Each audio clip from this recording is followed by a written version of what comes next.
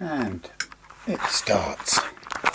Sorry, I just realised there is a small chip in the lens of this camera, so I'm going to have to look for another one. But in the meantime, or as Monty Python used to say, during the meanwhilest, anyhow, so what we have here is Rich's Harley Benton bass, and it's a VT series.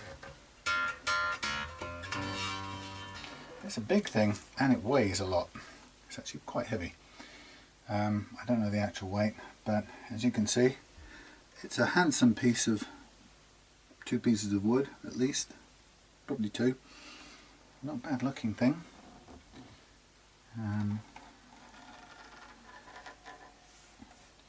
2 pickups, individual saddles, brass, 2 volumes and a tone, if that's the way it goes. I'm not sure, I don't know this. Not being a bass player, I don't know how this thing works. But by and large, everything so far on this looks like it's in good condition. The box it came in was damaged, but Thomann do a pretty good job packing, even though the guitar, the inner boxes always end up pressed against the bare side of the cardboard, so there's always a risk that the energy of a shock or a knock could be transferred straight through. So despite all the big airbags in there, there is always that risk of it causing damage, but it was enough to protect the guitar from whatever broke the outer box. And the UPS man was very, very apologetic. Anyway, so just looking at this, we've got quite a load of crud, greasy crud on the thing up here, but that's minor, just cosmetic. It's actually the grease that they've splattered. It's got a QC sticker, 20th of the something. Jack signs it, or Jack prints his name there. So yeah, we've got a sort of a bound looking neck. I don't really know whether this is just painted on. I have a feeling this is a painted edge. But anyway, so we've got this nice, again quite unfinished, or very satin finished neck.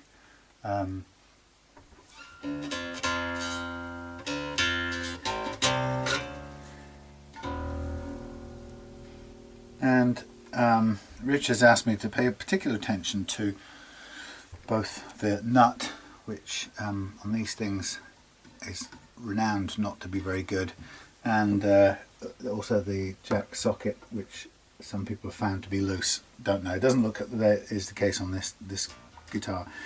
The action actually looks pretty low from the outset, but we shall see. I haven't had a chance to get a close-up look on the frets, but they look like they're straight as they were when they were laid, if you like. They don't appear to have been fret leveled or anything, which is probably fine. Typically with the action you find on a bass, it's not often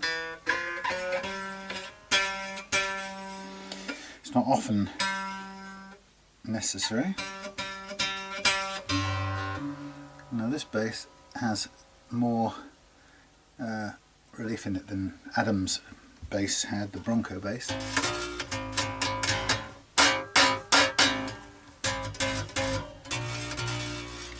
And we've got what I would call some fret slap there due to the low action, and yeah, it is quite relatively low to begin with. But it depends on how you play, and that's always the difficult thing.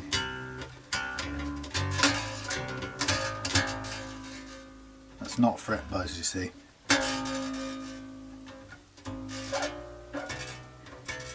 Although technically it's hitting the fret, but I call it fret slap. And it's usually somewhere about there, but it's not necessarily the result of a high fret or a low fret.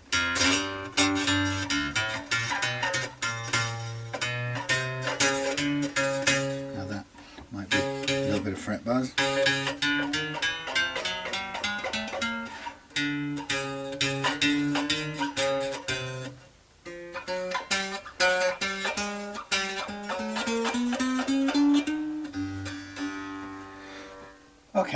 so that's the job on hand, is to set this up, put some new strings on.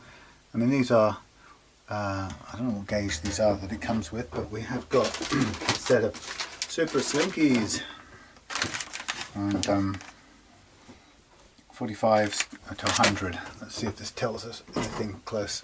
So hopefully with a bass like this it wouldn't take too much to do, because the tolerances have got a bit more room, a bit more play. We're not aiming for a kind of shredding style.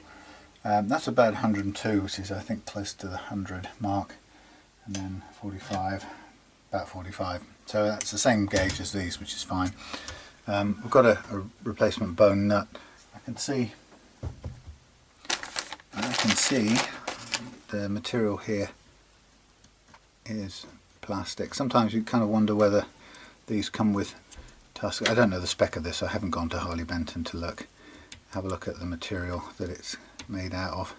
Sometimes they say these things are made with tusk or new bone, and for all I know that might be. We could go and look.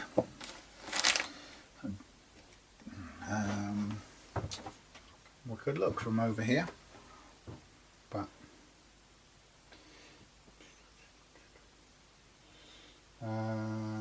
let's see if we can find it quickly. The VT series jazz bass, isn't it? Is it jazz bass? I think so.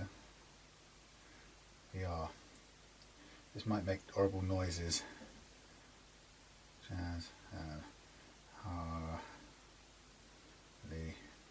Benton jazz bass.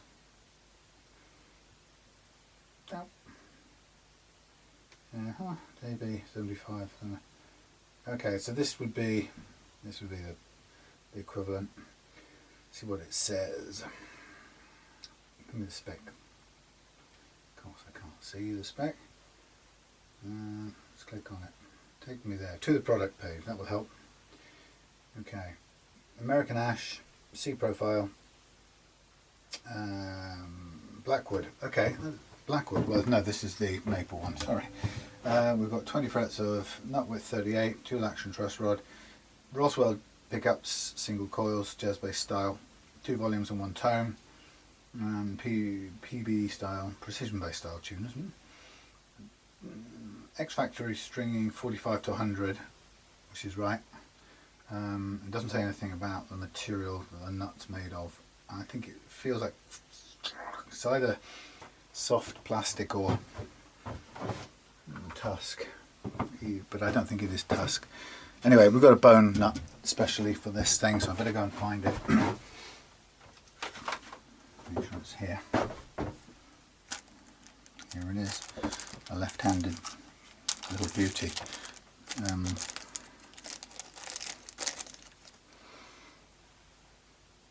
It's actually thinner than the slot for this one. Now that's a slight problem.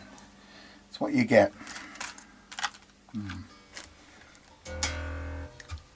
Okay, well what I'm going to do is I'm going to do some measurements to see what we start out with. I'm going to put this out ready. We might have to I don't know what the word would be, bolster this out. We can use this, but we can thicken it out. It's also wider, so this may not actually be. Let's have a quick look. It's not really ideal, so we need to go and look for something else. Failing that, we'll make one out of bone from blank. It's probably the easiest thing, given the non-standard width of it. That's probably our best bet. I do have some other ones here, which are probably right-handers. Shims and saddles. It says adjustable nuts, shims and saddles. Left-handed things in here. That could be a nice little bow. Sorry about this. I think I have got a load of bass nuts in here. They are the right size, but they're right-handed, which means they slope the opposite way. But I think we might be able to make that work in our favour anyway. So let's get one that hasn't been adjusted. That's actually the right thickness. Well, look at that. Isn't that funny that a cheap Chinese bone base nut is a better fit than the £5 one I bought for this, specially bought left-handed for this guitar. So anyway, we've got plenty of bone there. So we've got a spare. We can always make a replacement from scratch. And we've got some bass guitar cutting and those things, nut files. Okay, well I'm going to do a little quick measure, so I see what we've got to start off with. Oh, by the way, Andrew suggested something before I go any further. Hey, I don't often do this, so I just realised this would be quite a good opportunity to pick up my tablet-y thing. 2 seconds. I can find my way. Documents. Okay, so if you like what I do here in my setups, and I've had a ton of feedback over the years from people who use this method and get great results, so there's no reason why you shouldn't. It's a tried and tested method, but if you like what I do, you could treat yourself to my ebook, which is called, if I can bring it up on here, hey, Relove Guitars, 5 Steps to Guitar Setup Heaven. Now this book, I'll tell you what I'll do, I won't do that, it's easy for me to see. I will bring you down to a sensible level, hey, like that. So this book is 150 pages of guitar setup instructions, and it's very, very detailed. I can't even remember how to use this thing. So it shows you basically how, not only how to do every single step of my setup process, but it gives you a whole set of info about how I started doing this and why. Covers in detail a load of setup concepts. So we'll talk about low light playing action, leveling frets, making your own fret leveling tools and things like that. And so it takes you through all of those basic principles with some great illustrations, and I've got a shout out to my friend Dave Smith, who is a fantastic illustrator, and he put these together for me from my handmade sketches.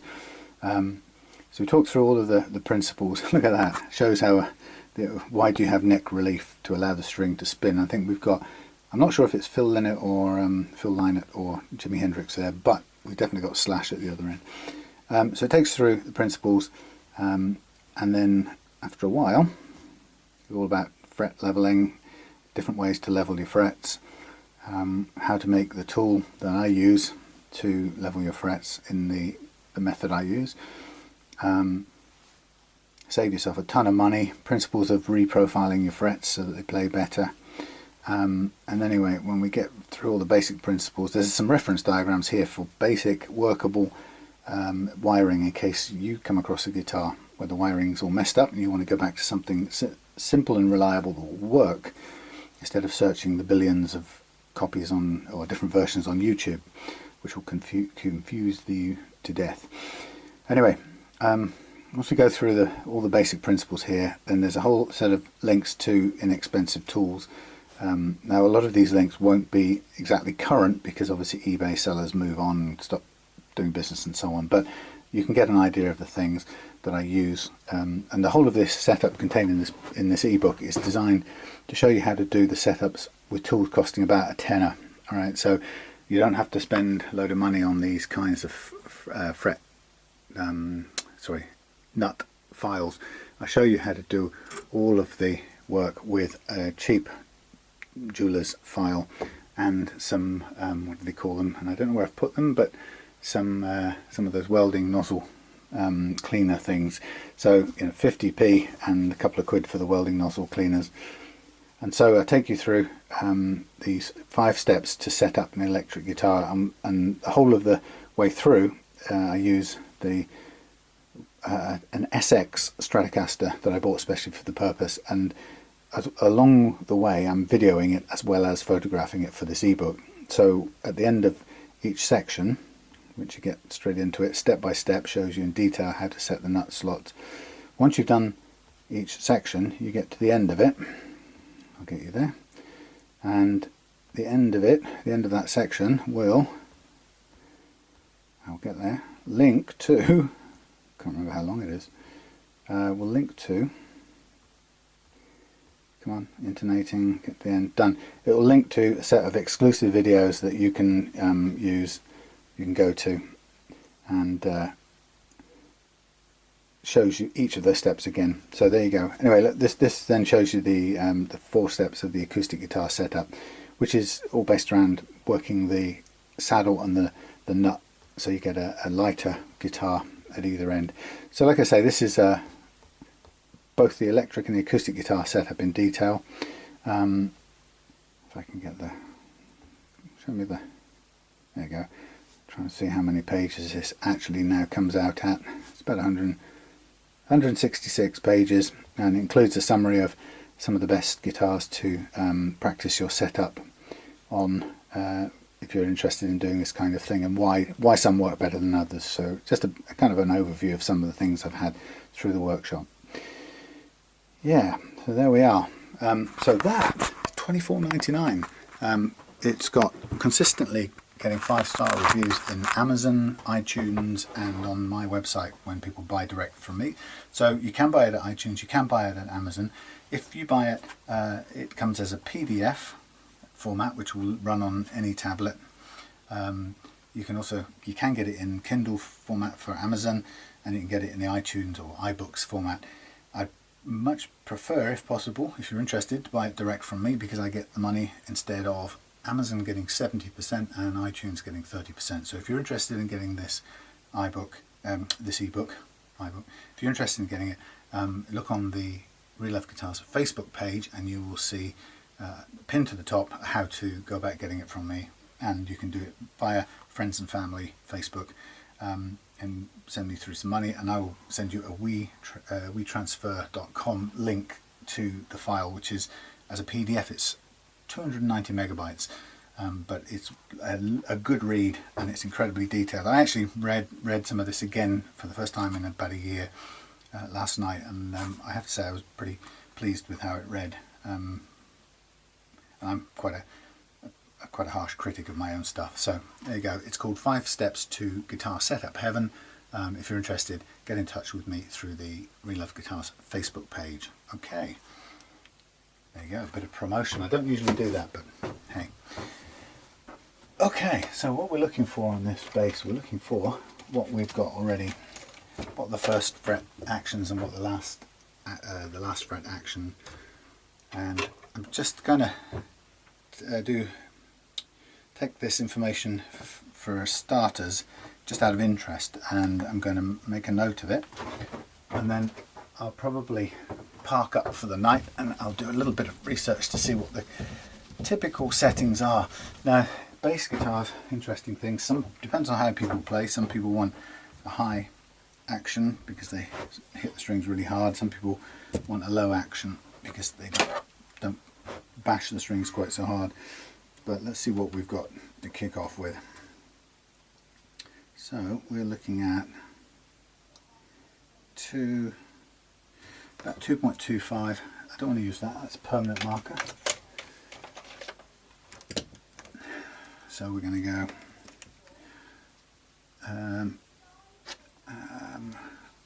so G, last fret, oh sorry, let's do the E.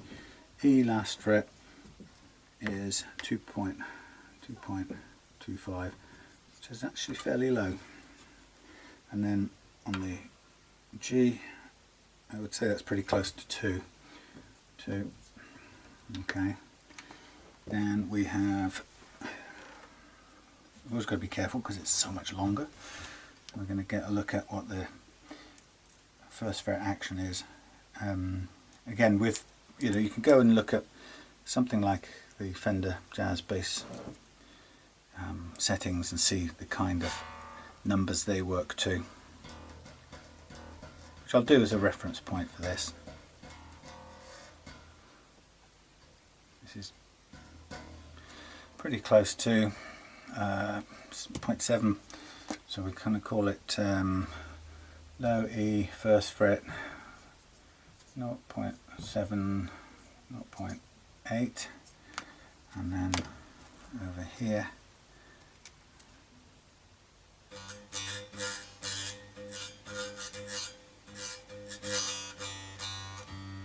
about the same, and 0.7, 0.8, first fret on the G. Okay, and then we'll just have a look at the amount of relief in this neck currently. It feels quite well set up to me. Now I don't know what the number of fret is on a bass guitar, frankly, but let's go halfway. So it's one of those two really, isn't it? Can't get a capo across here, which would be quite fun if you could, because then I'd have hands free to measure things with. So let's see if we can guess an eyeball. Let's say it's 0.3 to begin with. Let's see how far out I am.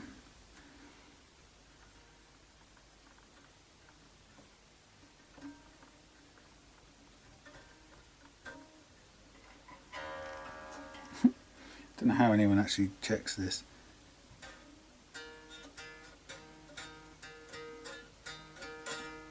Okay, it's about 0.4 then. I wasn't that far out.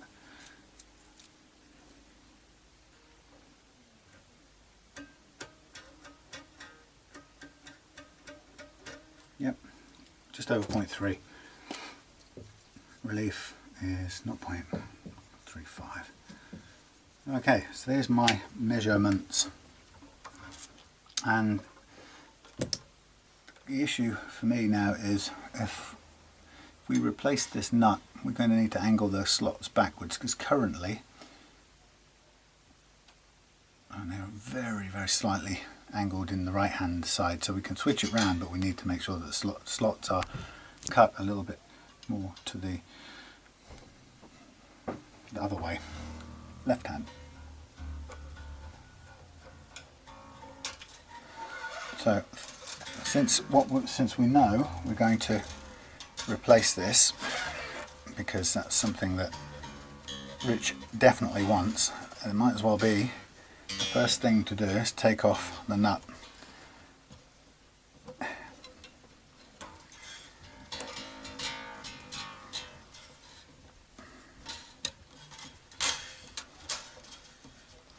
It's funny working with these big pegs backwards, they're actually quite a handful. Okay, let's see how well this is fitted. It is nicely fitted in there. I can't be sure what material that is. It has a sort of plastic feel to it. Yeah, plastic all right. Okay, so the fun of this is to remove the nut. Now, some people, when it comes to a slotted nut like this, some people like to use a method where you cut the nut in half, and it has to be a bit of a judgment call, because you can do that, but it's actually quite fiddly to do it. You could probably do it with a Dremel safely, but the real thing is it's nicely fitted, so you don't have a lot of room to grab it at either end, and if it's glued in quite heavily, you may struggle to get it out. It's quite tall, so you could possibly pull with some pliers or something. Now looks like it is glued, but it doesn't look like it's set in, it's not covered in anything. So let's get out the tiniest of screwdrivers. I'll put all of these away in a minute. We have the tiniest of little flat screwdrivers, and we want a very fine,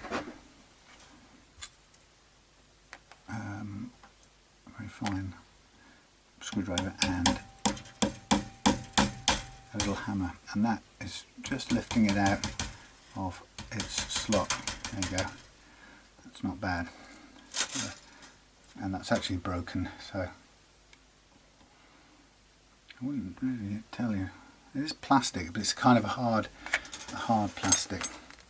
So it's a mixture of being partly glued in, partly just fitted perfectly well in, so you can still tap away.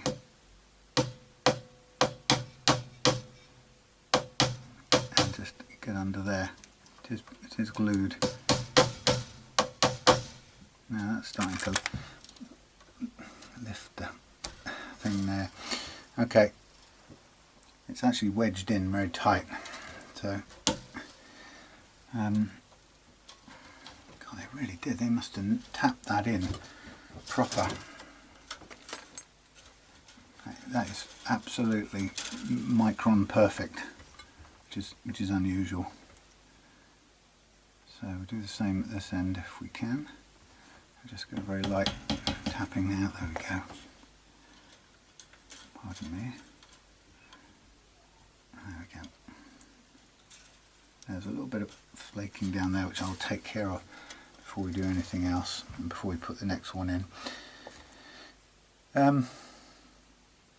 Yeah, brittle plastic. You can hear it.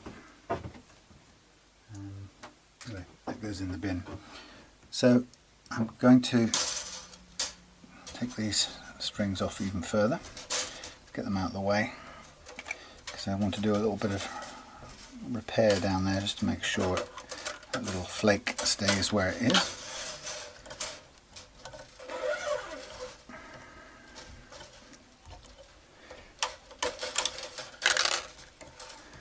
So the question is, what action are we going to set this,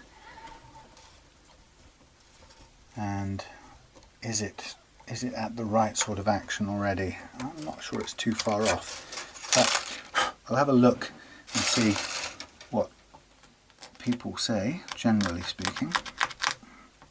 I'm just going to make sure this is flat.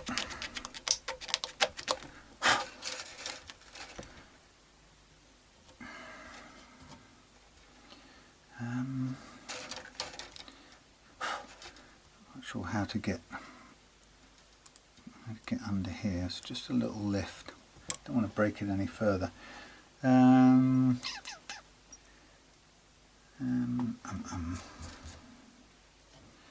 Let's just see what this size this is by comparison.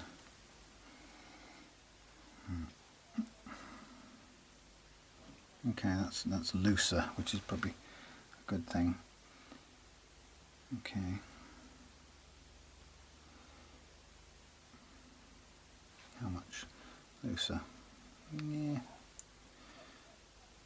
It's not too bad. That won't move anywhere. It is about, overall it's about 0.5 millimetre longer in total, which could do with just a very small sand down by hand. There's this little tiny split here that I want to address before we go any further, but I don't want to worsen it. But I can't really. Can I get? Yeah, there we go. Okay. Fill and finish. We don't need that. Super glue. We need that. It's actually going to be very difficult to do this without a little bit of spillover, so we have to be ready for that. And I'm going to basically put some glue down to work off.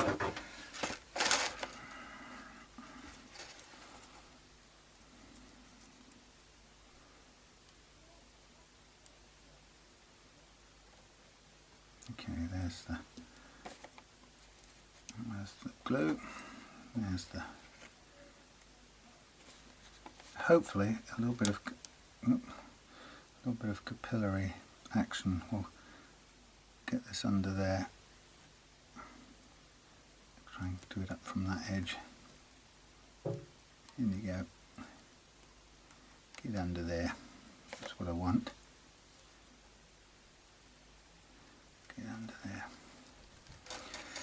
So the first thing I'm going to do is press that down hard and then clean this slot out. before anything gets stuck.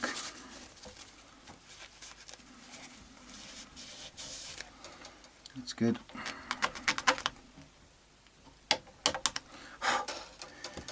Very good. Job done.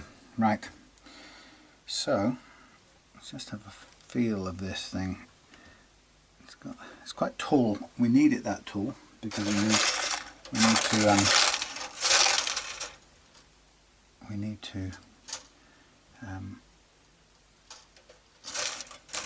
to take the slots down backwards, so it's good that it begins that tall. About 1/2 mil off either end in terms of thickness. Now these need to go back in here, so that's that taken care of. So I can go in safely in the bin out of harm's way. If you get any overspill, like a tiny bit of glue overspill, you can get your debonder and just wet up the tissue a little bit and just give it a rub across there, and that will just remove any overspill, which is very good. Done. Tap on there. Safe.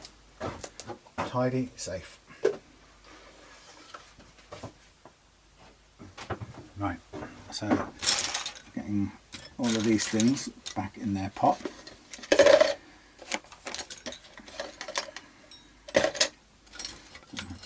How they all fitted in there in the first place. But, that's done with. Out of the way. Done with. Okay, so I'm thinking, judging by the size of the nut, the height of it and the thickness of it, it's just about right. If a tiny fraction slim, we could either shim it kind of along its bottom edge so it's the right width and doesn't wobble in the slot, or we can leave it as is and just allow a little bit of glue to fill up the space so it doesn't move. Okay, so what I wanted to do is just move this out the way. When you're working with a base, there isn't a lot of spare room anywhere, so you have to be a bit on the ball moving things around. Okay, so I want to take a very small amount off each end here.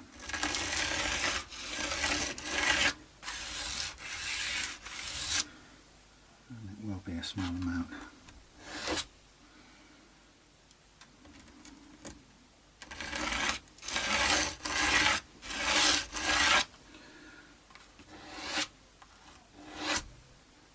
There we go. Hardly any, but probably just enough to make it sit flush. Okay. There we go. Yep, exactly, perfect. So I think that's sitting quite well. So we'll get some glue in there to stick it down. Now, in choosing whether to use this particular nut or not, knowing that currently the slots are pointing that way a little bit, only very slightly, and I need them to go that way, so that the start point is the default action of this nut high enough that I can take a bit more off and reverse the direction of the slot, and yes it is. So that's that taken care of. Now I don't have, again I'm going to use a piece of paper because I don't have a dispenser to get this glue in with. Just put that in the slot there and then seat this in and get the edge flush in both directions. There we go. And then again chuck away this little bit of glue so it doesn't cause any trouble anywhere else. Okay, so now I can re-string it for a moment and we'll put we'll put it under a bit of load, and then we'll let the pressure of the strings hold the nut in place until it sets. So it's a bit back to front, this stringing business, so it's quite a little bit more difficult than it looks, especially with the big bass strings. So we want to get these down into there, thank you, and then hopefully this will work. Not enough room.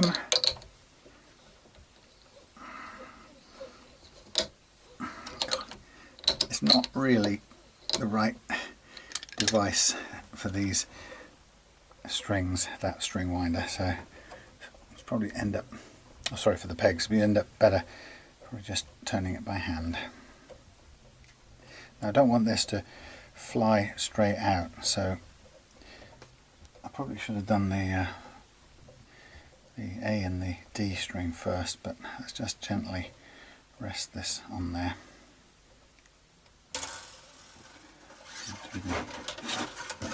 Do the D string next. So what I'll do is I'll do a little bit of research into what players say, or Fender and players say is the best, the best optimum action for this guitar, and then I'll kind of experiment a little bit below that level and see what it feels like, and then work off that, and then see if we need any fretwork. Like I say, with a bass you can often find that the action is high enough to begin with to not require fretwork, which is sort of a bit like the same situation you get with a lot of acoustic guitars, as you can tend to get a very good action improvement without needing to go to the length of fret leveling. Now, just looking at these slots, the gauge of strings here feels too big for the slots, but that's fine because we'll adjust that in making the new backward slots. It's going to be interesting too, because the set of files I've got will not necessarily be right for this, so we shall have to see what we've got.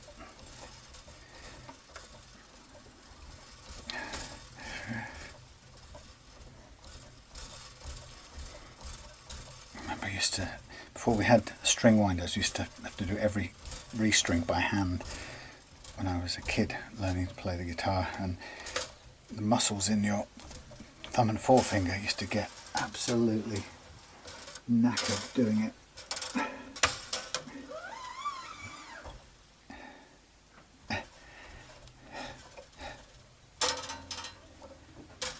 Okay, so that's pretty high, but that's because they're not sitting in the slot properly, so we'll cut that wider, and then the string will drop down, and we'll be then faced with the question of whether the nut itself is high enough to cut backwards, but I'm pretty certain it will be. Wow, knackered.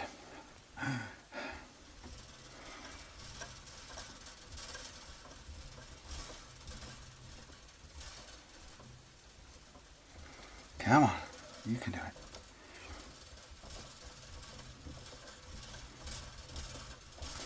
Doesn't help that it's left-handed. It'd be easier on this side, but it isn't. Okay, so let's up the loading a bit.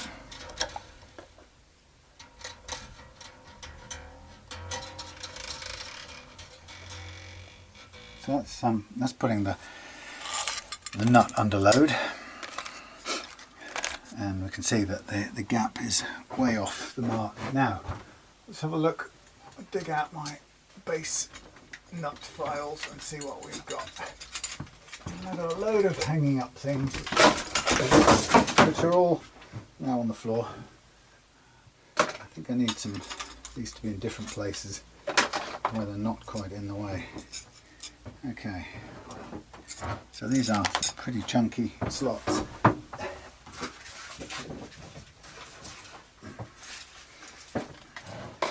Okay, big tidy up coming after this weekend.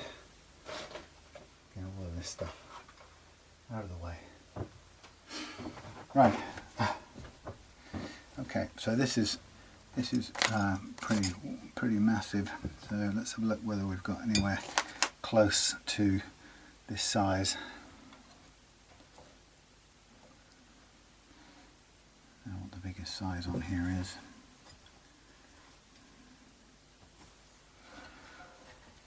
Okay, so we don't have one that matches that, but we do have one of these which will actually match that hole to begin with. So I'm just going to take off this top of this slot so the string can fit in it, and then we'll go from there.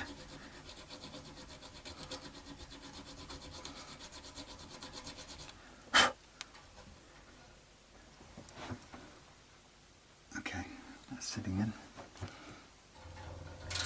So it's pretty high, obviously, but I want it that high because I want to cut backwards.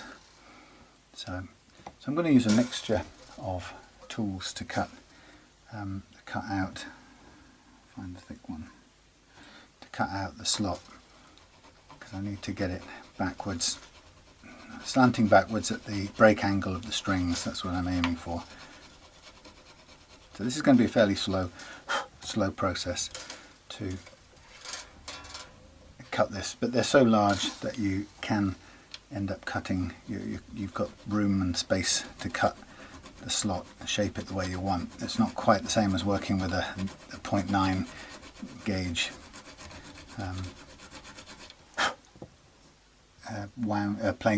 plain E string.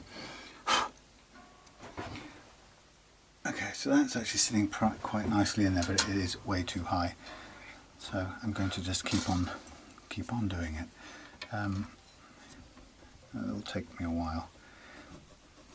You can see I'm following the angle back, same as these strings here. This one's a little higher, but these two have string trees pulling them, so we want to sort of follow their angle, or their break angle, should we call it.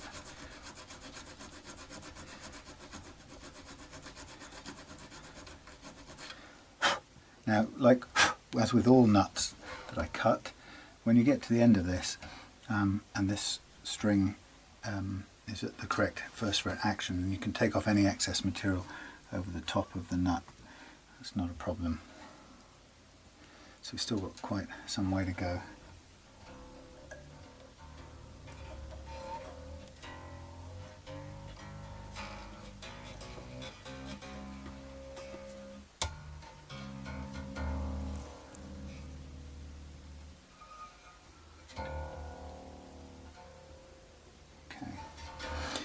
Right, I'm going to cut these slowly but surely off camera, I think. Just take my time. It's a slow, drawn out thing, and I can also then use the phone to get some dimensions up for the various actions that we're looking for. So I will see you in a bit. Oh, I can't switch off that, can I? It has to go around the back, press the little thing with the sharp thing.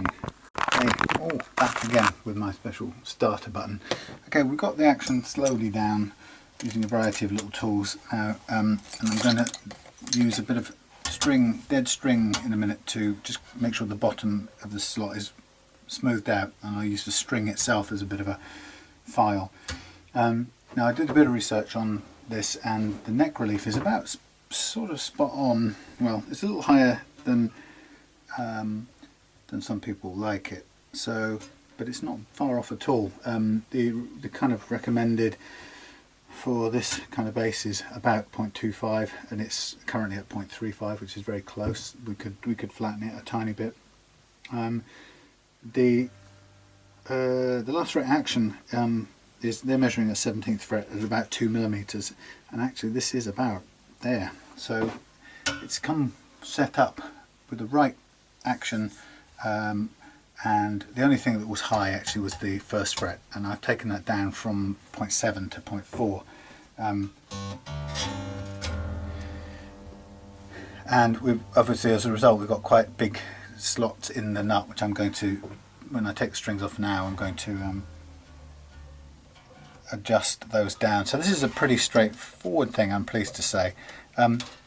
It's actually, when you look at how low the first fret action it is, when you actually when you see how little room there is off the front of the nut above the fingerboard, it's incredibly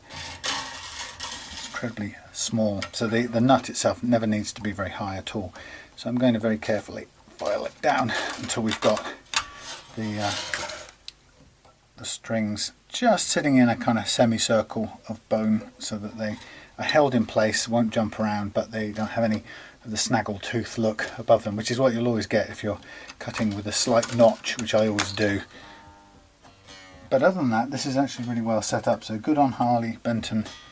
You know, pleased to say this is a good one for once, and it makes my job pretty easy. You know, this change of strings and everything, well, it's not strictly necessary, but we're going to go from Harley Benton strings to these ball slinky strings, and I think I'm pretty confident. No, I just didn't double check it, but I was actually at the action that we were at, I was pretty confident that was playing all over. But let's just, I'm going to bore myself to death and double check it. So I'll do that off camera, because I have to restring these again because I forgot. But meanwhile, actually before I do that, I'll take down this nut. But I should have just played all the strings through right up and down the neck, and I kind of forgot to do that a little bit. So it serves me right. So I'm just going to file away.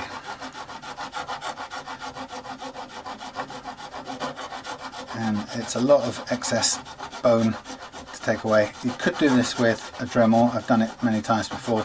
Dremel's a bit rough, and having put a lot of time into this nut already, I don't want to run the risk of snapping it, which sometimes the Dremel sanding drum does. It can be quite harsh. So I'm going to just work away at this slowly. Then I'm going to restring it and double check all the strings and how they play, make sure we haven't really got any frets that need working on. I think it's going to be pretty good. I was quite confident that it was not at any sort of state that it needed fret leveling, but I'll double check that just to be absolutely sure. So I'm just rounding off everything here and reducing the nuts so that we don't have any sharp bits, and like I said, all that material above the slots is unnecessary. Once I've tested the playing of the strings at the current action, then I'm going to cut some little sections of these, and basically I'm going to use them like this, use them as their own files, and it's just to help when you don't have the exact files. It's a way of rounding out the bottom of the slots, and just make sure the strings run smoothly through there.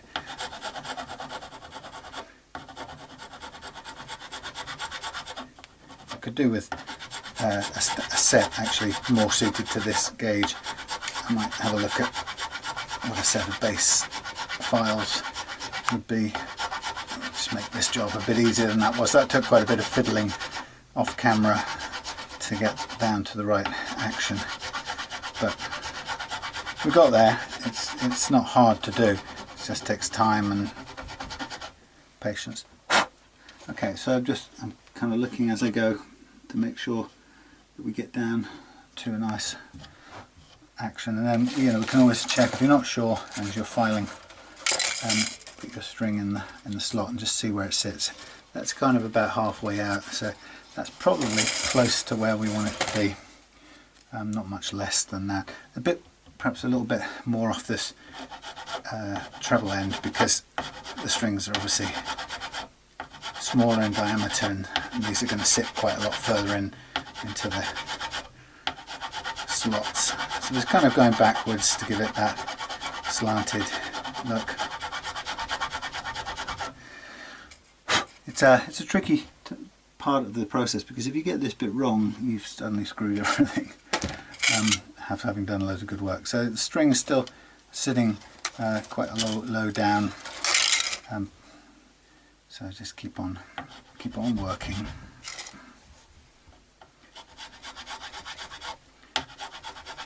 And then of course, once you've taken some more off here, you've got to just double check the ends aren't too sharp again.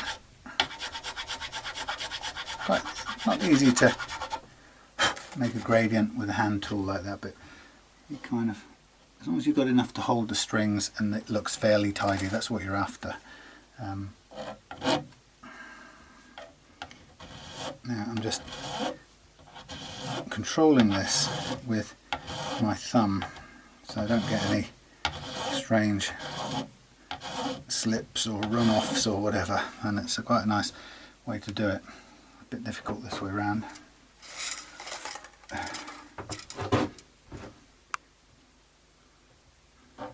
Just making sure that it can't run off. It's kind of using my thumb as my finger as a buffer. I just don't want it to run off onto the fingerboard in any way. But we do want to take the curve off that so it feels nice to the hand. Now it's always a bit sharp at the front edge, and in that case I get a three-sided file. So the very ends here are still quite sharp. So I get a three-sided file with a safe edge on it, and I can use that to just round off, and it's not going to do any, apart from that, it's not going to do any damage to the maple that I'm rolling it across. So we can use it to round off that, and it's not perfect, but it's much nicer than it was. And you can take as little or as long as you've got to shape this.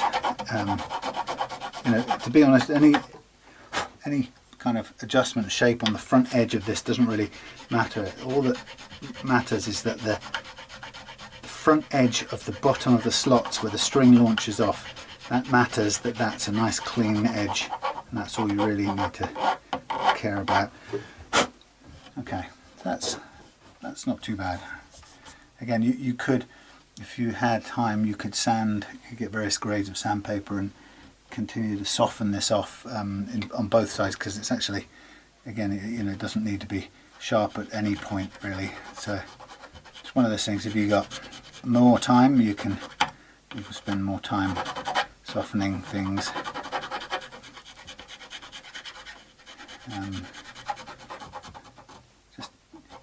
So the whole thing feels as smooth as you possibly can make it to the touch. So that's not too bad. It feels alright. Like I say, now I'm going to put this back on, check the notes, take it off, use the strings to clean it out, but I'll come back to you in a minute. Let me just use the doofer to stop the thingy.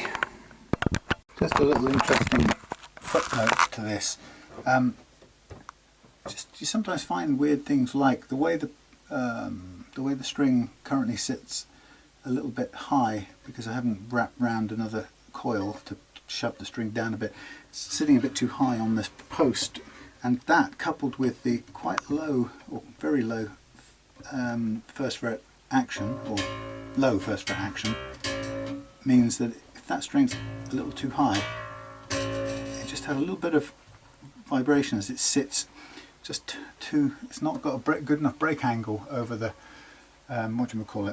over the nut. Now of course a way to solve that is the nut to be higher, but we don't want it higher, so there's a kind of limit, a statute of limitations of sorts, between how high up the string sits on these pegs versus a low nut that we want. Problem I think may be overcome by having a bit more string to wrap around here, which would help push it down just that little bit more and cure that problem, which would end up just increasing about a degree of angle over that. But apart from that, that's pretty good.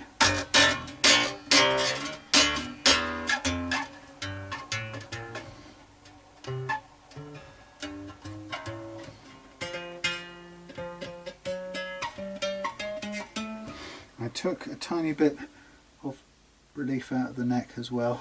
I'm not sure if it's made much difference. Anyway, I'm going to leave that for now. That's an interesting little thing there. I think because I cut these short, I think with another extra bit of wire, as on these strings, the extra wrap of wire is pushing this string down a little bit, and this one here definitely needs to sit just that fraction lower. Like I say, it's kind of designed to work with a higher nut, but we don't necessarily want a 0.7 or a 0.8. And actually this when you look at where have I written it, when you look at the recommended, it really doesn't need that. It needs, the way they measure it on lots of fender places is they capo it there and then they slip a sheet of paper under there. Now that's currently where we're at. We're about, you know, the standard sheet of paper distance under here, right? Okay, just about on the mark. Okay. No, that's just about there. But anyway, that one's you know, it needs to be sitting a little bit further down, which would ease it. So it's about the right, it's exactly the specified first fret action. Unfortunately, the design of this guitar, nut versus peg, really doesn't like you taking the action down from where it was. So it's kind of designed for a high first fret action, which is not great. The only other alternative is you could get another string tree to kind of hold this down of some sort. But I think we'll get that to work with this if we put a bit more on the post next time, because this, I cut it short to get rid of these little bits, as you can see, just to make it quicker. But I think it needs that extra push down from the wrap that goes around. Anyway, smack. I'll leave that for today and I'll come back to this tomorrow, because I think it's pretty straightforward from here. Anyway, yeah, it's been an interesting one. Not a lot to do other than get that nut right, and we'll put those strings on and make sure that that pulls that angle down. But I would prefer the break angle to be much. That one's not too bad on the low E. This one is marginal and it needs that extra little push. So if we'll check we can get that with the extra wrap of string. Otherwise we'll have to think of something else, because I'm not happy with, I don't want that sort of sitting too high in the you know, I don't want that angle being almost nothing. It's not good. But again, that's not it's a function of the height of this tuner, the bulk of the tuner, the fact that it could have a lower winding point. The other thing about this, I don't know if it was this one, but these tuners are a bit on the gritty side, and this was grinding up some metal. Is it this one? Yeah, I don't know, they've put some grease on here already, but these are quite grindy. So when I take the strings off next I'm going to put a little bit more grease on there and do some winding just to get them as greased up as possible. Anyway, so next thing tomorrow will be to take these strings off, grind out the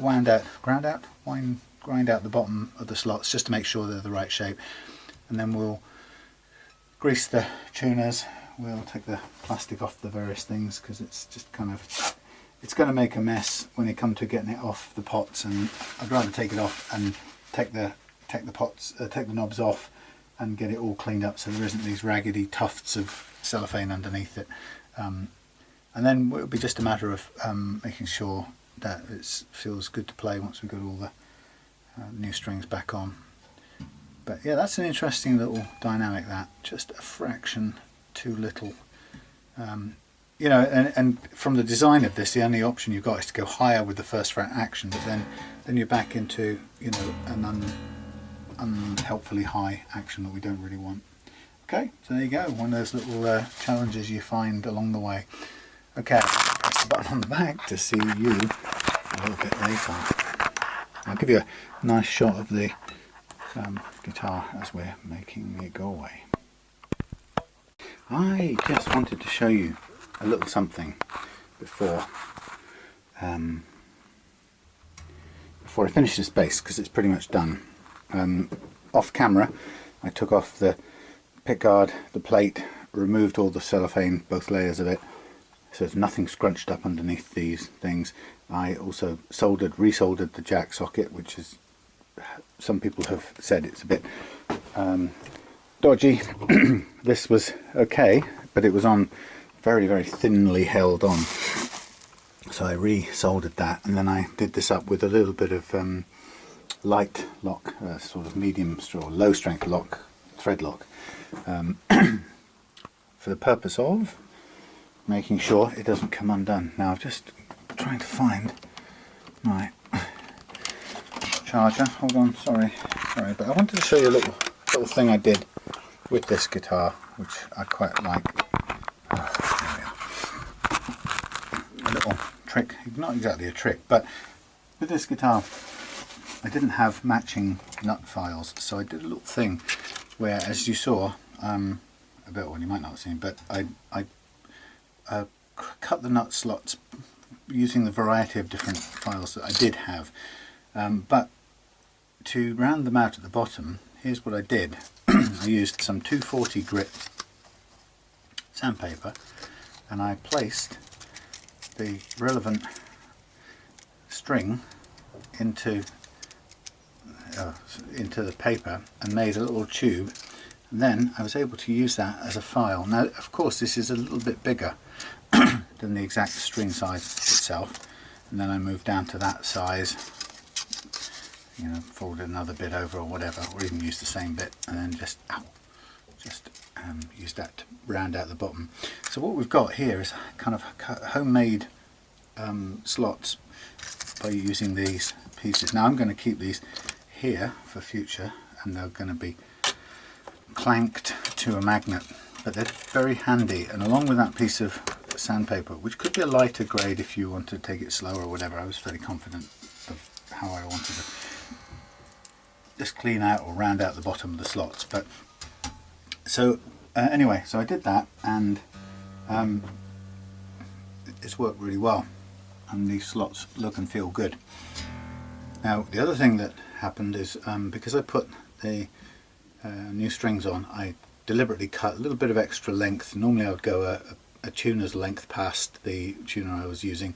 This time I went 2, and that gave me a coil, allowed me to push this string below the coil, and when it's done, you won't be able to see it from there, but it's given me just a hint of that thing, break angle.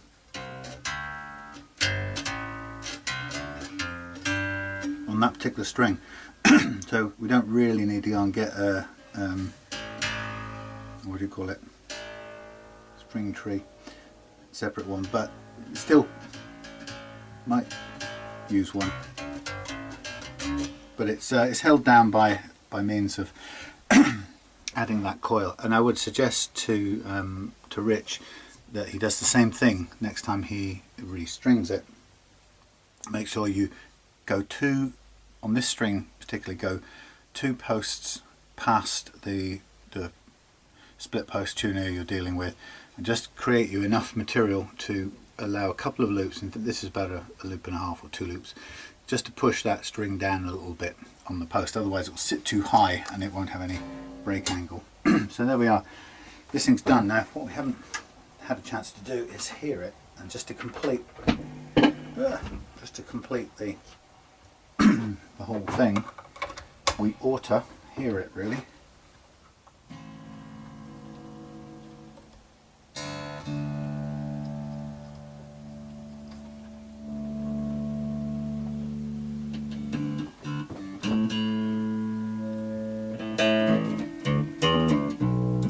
I like this mix of the way the pickups work on this. Just 2 volumes, and you can kind of just increase the blend. It's basically a blending.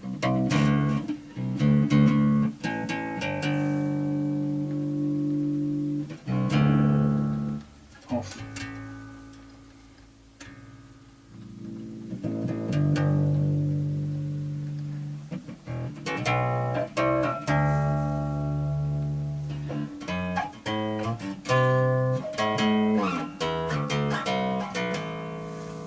One thing I haven't done with this is just check the intonation, and I'm gonna do that using my plug-in thing, which is here, and just stand it up on its edge.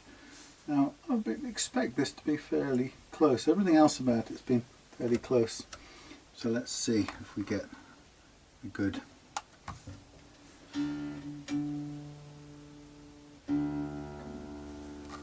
see what we're looking at.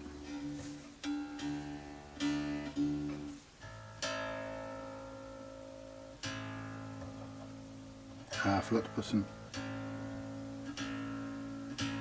grease on the tuners.